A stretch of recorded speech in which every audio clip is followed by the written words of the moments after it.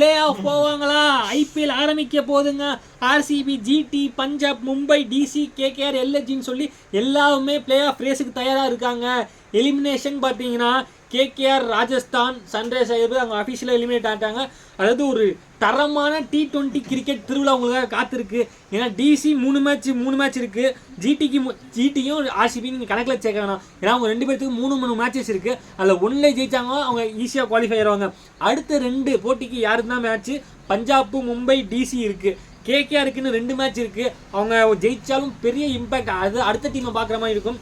LSG 3 match இருக்குது. அவங்களும் அப்படிதான் 3 மேட்ச் ஜெயிச்சா அடுத்த டீமை பார்க்குற மாதிரி இருக்கும். பட் இந்த பஞ்சாபாக இருக்கட்டும், மும்பையாக இருக்கட்டும், டிசியாக இருக்கட்டும், இவங்க ஜெயிச்சா இவங்க டேரெக்டாக பிளே ஆஃப் உள்ளே போகலாம்.